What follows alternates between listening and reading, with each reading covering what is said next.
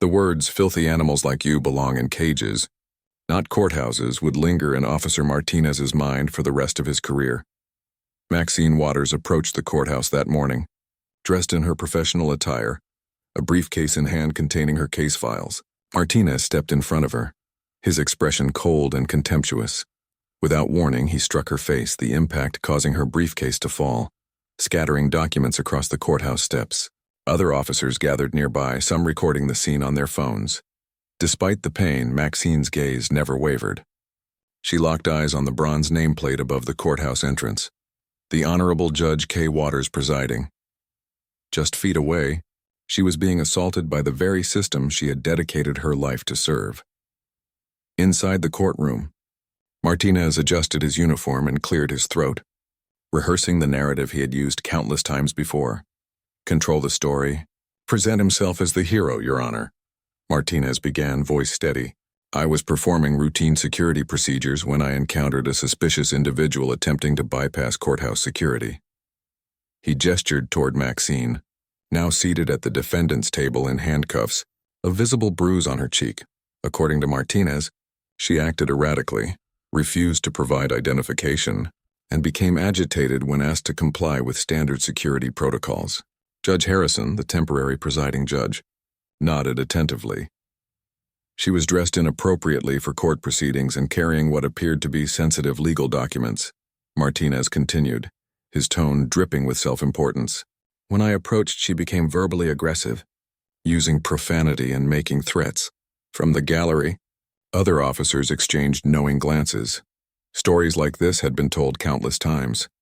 Different faces, same narrative. Maxine remained calm, taking in every word, every lie. She noted every exaggeration, every fabricated detail, preparing for the moment when the truth would be revealed. Maxine Waters addressed the court, her voice steady and controlled. I have reason to believe that comprehensive video and audio evidence of this morning's incident exists and will be made available to this court. Judge Harrison leaned forward. What kind of evidence are you referring to? This courthouse is equipped with extensive security camera coverage, Maxine explained. High-definition cameras are positioned along the main approach, and the county maintains automatic backups for all officer body cam footage, regardless of claimed equipment malfunctions. Martinez's face went pale. In his rush to control the narrative, he had forgotten about the courthouse cameras. Maxine continued. I formally request that the court issue a preservation order for all electronic surveillance from this morning, between 8:45 and 9:05 a.m., including courthouse security footage, body cam backups, and any recordings made by officers present at the scene. Prosecutor Walsh stood sharply. Objection, Your Honor. The defendant cannot make evidentiary demands without proper legal representation. Maxine turned to face her, her expression calm but firm.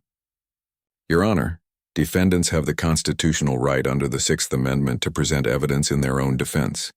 Additionally, Brady v. Maryland establishes the prosecution's obligation to preserve potentially exculpatory evidence. The courtroom fell silent. This was not the usual routine. Judge Harrison cleared his throat. Miss Waters, you seem unusually familiar with legal procedure. Do you have formal legal training?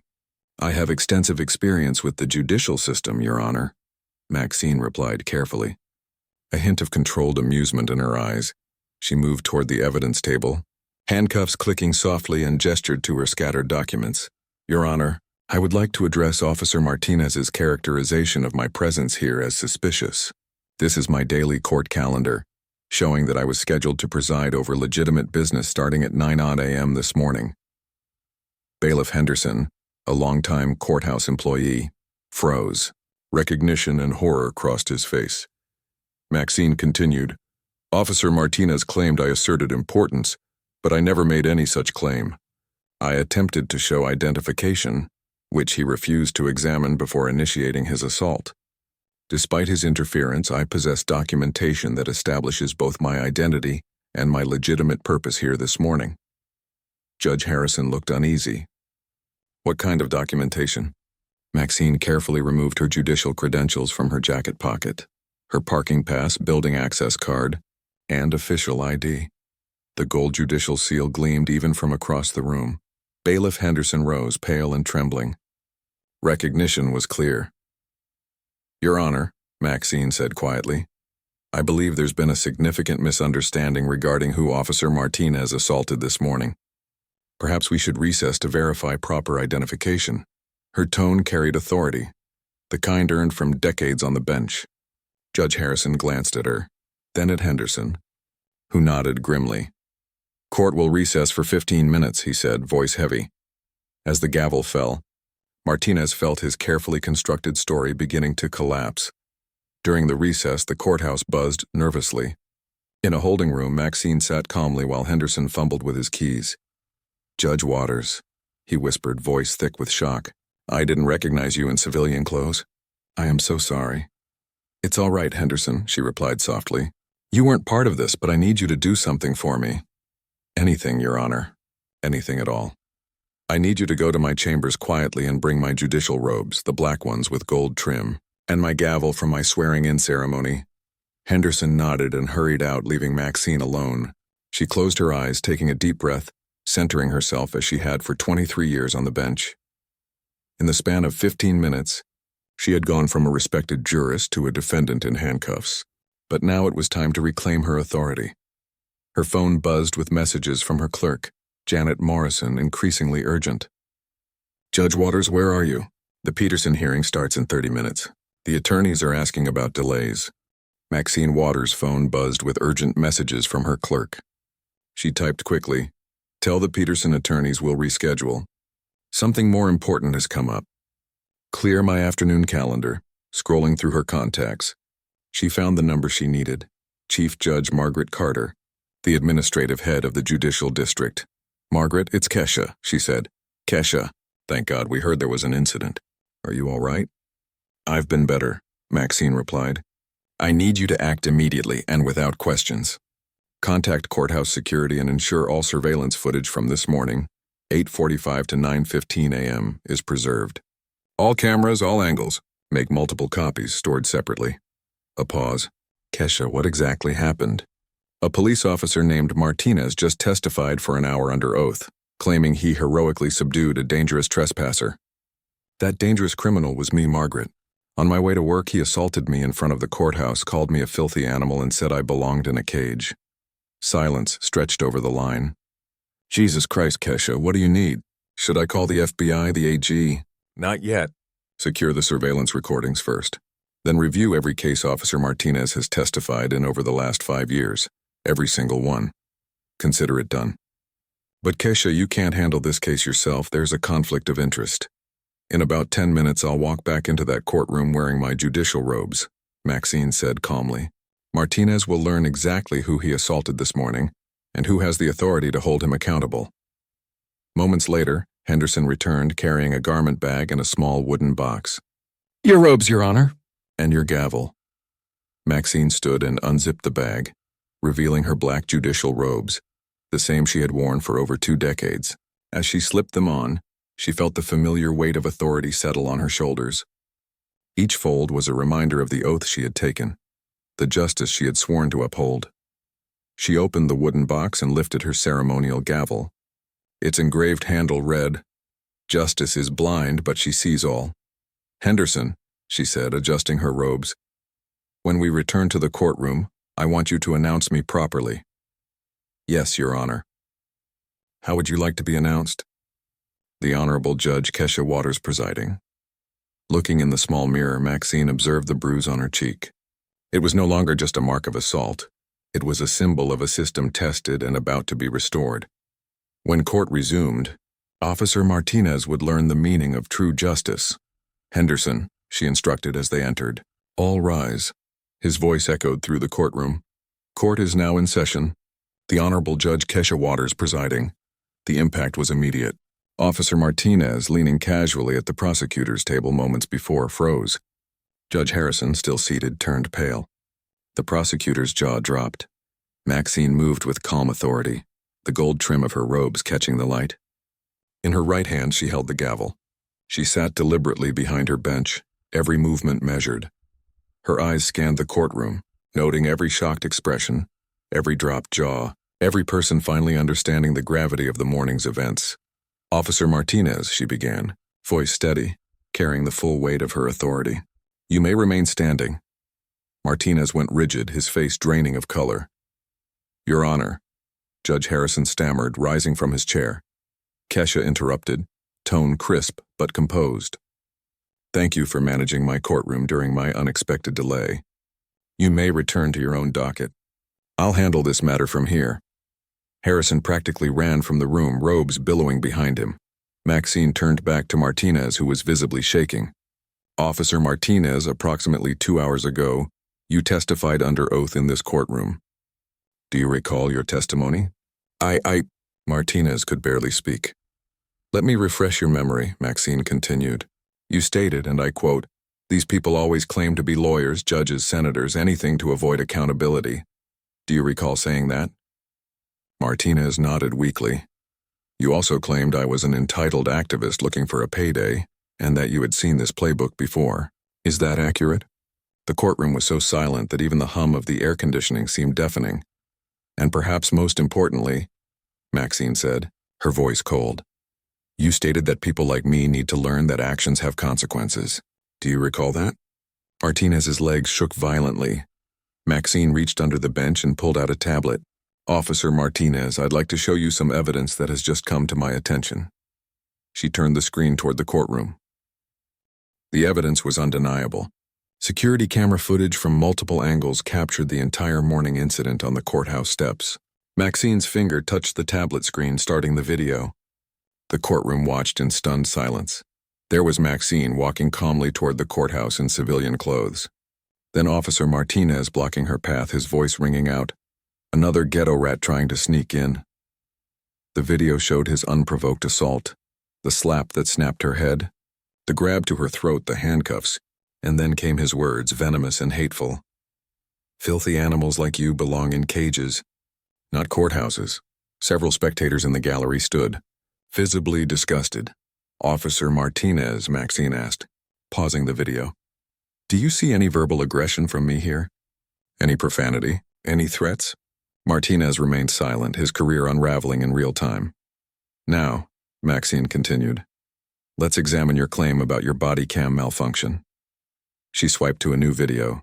This is your own body cam backup footage, automatically uploaded to the county system every 60 seconds, a system you apparently forgot existed. The new footage played.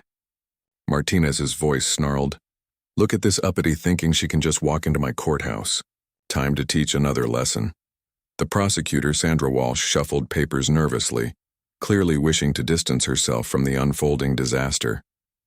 Maxine turned to the other officers. Officer Rodriguez, Officer Thompson, you both testified under oath that Officer Martinez acted professionally. Would you like to revise your statements? Both officers edged toward the exit. And here, Maxine said, advancing the video to show Martinez's assault from his body cam perspective. We see the moment when Officer Martinez committed felony assault against a federal judge. She let that sink in. Federal judge.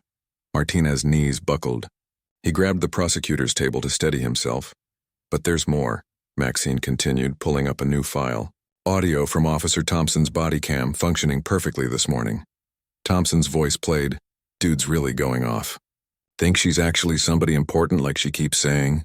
Rodriguez responded, nah, man. Martinez knows what he's doing. Probably just another welfare queen trying to scam the system. The courtroom audience, those few still remaining, stared at Martinez in revulsion. Officer Martinez, Maxine said, setting down the tablet. You asked earlier if I had employment verification. She gestured to the judicial seal on the wall, her nameplate and the portrait in the lobby. I've been the presiding judge here for 23 years. Every case you've testified in, every warrant, every search, you've been under my authority. Martinez whispered. Your Honor, I didn't know. You didn't know? Maxine repeated, deliberate. You didn't look. You saw a black woman and assumed she was powerless and decided to abuse your authority. But there's more you didn't know. She leaned slightly forward. For the past 6 months, I've been working with the FBI's Civil Rights Division, the State Attorney General, and the Department of Justice investigating misconduct and racial bias in this department. This morning was not random. You've been under investigation and you've just provided the perfect evidence. She lifted her gavel. Officer Martinez, you said actions have consequences. You were right about that. The gavel came down like thunder. Martinez collapsed into a chair, his career, reputation, and possibly freedom hanging by a thread. When court resumed 20 minutes later, the atmosphere had transformed. Word had spread like wildfire. Lawyers, clerks, bailiffs, and court reporters filled the gallery. Martinez sat slumped in the defendant's chair, ashen and wrinkled in his uniform, while his public defender, Michael Carter, scribbled nervously. Maxine returned to the bench with the same measured authority she had shown for decades, but now every eye in the room recognized her in a new light. The woman assaulted by the man now trembling before her. "Officer Martinez," she began, voice steady and commanding. "Before we address the criminal charges you now face, the court and everyone here deserves to know exactly who you assaulted." She stood moving around the bench. "My name is Judge Kesha Waters. I have presided over this courthouse for 23 years. Appointed by Governor Richardson in 2001, confirmed unanimously by the state Senate. I graduated magna cum laude from Harvard Law School and was editor of the Harvard Law Review. Before this bench, I served 8 years as a federal prosecutor in the Civil Rights Division, handling police misconduct and civil rights violations." Martinez's attorney frantically scribbled notes. "In my 23 years as a judge, I have overseen over 15,000 cases, sentencing hundreds of defendants from petty theft to murder. I have seen every type of criminal behavior, excuse, and justification. But Officer Martinez, I have never ever encountered such a perfect example of everything wrong with policing in America." The courtroom was silent except for Martinez's labored breathing. "When you called me a ghetto rat, a filthy animal, when you slammed me against the wall of my courthouse, you weren't just assaulting a citizen. You assaulted the person responsible for ensuring officers like you are held accountable." Maxine opened a thick file on her bench. "This contains detailed records of every case you testified in over the last 5 years. 43 cases. 28 involved people of color. In 26, you were the arresting officer. And in every case, Officer Martinez, you used language remarkably similar to this morning. Same narrative, same lies, same abuse of power." She closed the file sharply. "For 6 months, I've been working with the FBI, State AG, and DOJ to investigate systemic misconduct here. Officer Martinez, you are on a federal watch list under surveillance with your communications and arrest patterns analyzed. And this morning, you provided the most perfect, undeniable evidence of civil rights violations any prosecutor could hope for." Maxine lifted her gavel again. "You assaulted a federal judge while she performed her duties, motivated by racial animus, and then lied under oath about it. You asked me if I knew my place. My place, Officer Martinez, is on this bench, ensuring justice is served and holding those who abuse power accountable." The gavel came down. "My place, Officer Martinez, is making sure that what you did to me this morning is the last act of racial violence you commit as a police officer." Martinez finally understood. He hadn't assaulted a random woman. He had assaulted justice itself, and justice was about to respond. "Officer Martinez," Maxine said, opening a manila folder, "let's review your law enforcement career." The courtroom watched as she methodically revealed 47 formal complaints lodged against him during his 15-year career, averaging 3 per year. She held up complaint number 1 from 2009, a 63-year-old woman alleged he called her derogatory names and slammed her against her car hood. Findings: unsubstantiated complaint, DIRT 12, 2012. A 17-year-old honor student accused him of planting drugs. Findings: unsubstantiated complaint, 23, 2016. Dr. Michael Johnson, a cardiologist, arrested outside his home for being black. Findings: unsubstantiated.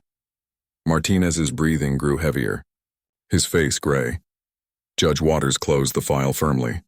"And this pattern, Officer Martinez, illustrates exactly why your actions this morning were neither isolated nor accidental." "Are you beginning to see a pattern here?" Chief Judge Margaret Carter had quietly entered the courtroom, sitting in the front row, her expression serious as she took notes. "But here's what's striking, Officer Martinez. I cross-referenced your complaint record with your arrest. Statistics and the patterns are clear." Judge Waters pulled out a large chart and placed it on an easel where everyone could see it. "Over your 15-year career, you made 1,089 arrests. Of those, 87% involved people of color. In comparison, your patrol area demographics are 42% white, 31% Hispanic, and 27% Black. She used a laser pointer to highlight the chart. Even more concerning, your use of force reports show you applied physical force in 63% of arrests involving people of color, compared to just 12% of arrests involving white suspects. Martinez's attorney scribbled furiously, likely preparing a defense. And here's perhaps the most damning statistic. Judge Waters continued. Of the 1,089 arrests of people of color, 432 were dismissed due to lack of evidence, prosecutorial misconduct, or constitutional violations. That's nearly 40%. She turned to Martinez. Officer Martinez, do you know what it means when a police officer has a 40% dismissal rate due to constitutional violations?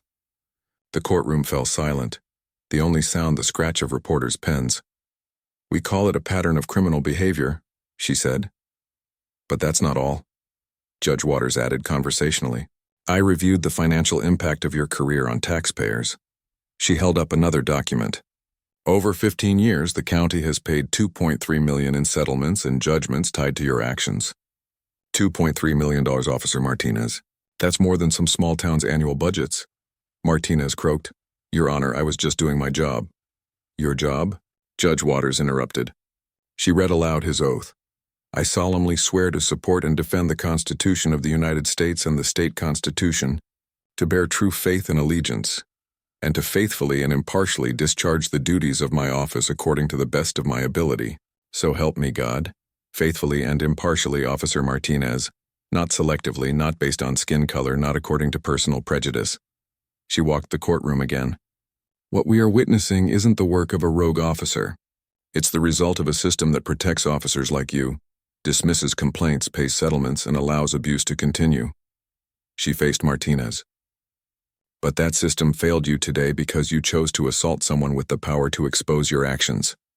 Martinez bowed his head. You told this court people like me needed to learn our place. Now it's your turn to learn yours. Judge Waters returned to her bench, lifted her gavel, and declared, Your place, Officer Martinez, is in the defendant's chair, facing the full consequences of 15 years of misconduct. The gavel struck. The courtroom held its breath. Before I issue judgment, I want everyone here to understand the scope of what occurred. This morning began with a simple question. What happens when someone with a badge believes they are above the law? When years of unchecked power create someone who thinks they can assault a federal judge? Martinez sat slumped, his career unraveling in real time. The answer, Judge Waters said, lifting her gavel again, is standing before you. For 15 years you have violated the rights of citizens solely for existing, while black or brown. You made a mockery of the badge you swore to honor. Her voice grew firmer. But your biggest mistake wasn't a single act of brutality. It was believing the system would protect you indefinitely, no matter the lives you destroyed. She leaned forward, quiet but sharp. This morning when you called me a filthy animal and told me I belonged in a cage, when you slammed me against the wall of my courthouse, you thought I was powerless. I was never powerless, Officer Martinez, and neither were the people you brutalized. Straightening, she continued. Voice firm. Based on the evidence in this courtroom, your actions, your words, your own recordings, I find you guilty of assault in the first degree of felony. I find you guilty of assaulting a judicial officer, a federal felony with a mandatory minimum of 5 years. I find you guilty of deprivation of civil rights under color of law, punishable by up to 10 years. I find you guilty of perjury for your false testimony under oath. She paused, letting the weight of her words settle. But this case isn't just about you. You are a symptom of a larger disease in our justice system. For too long, officers have acted with impunity. Complaints were dismissed and settlements paid while abuse continued. That ends today. No one is above the law, not police, not prosecutors, not judges, not politicians. Martinez broke down, sobbing. I'm sorry. I didn't know. I never meant. Judge Waters looked at him with measured pity. Your apology comes 15 years too late. Today, every person you brutalized finally sees accountability. She lifted her gavel. Your sentence, 25 years in federal prison without parole. Furthermore, I am ordering a federal investigation into every case you touched. Every victim silenced for 15 years will finally have their day in court. She addressed the gallery.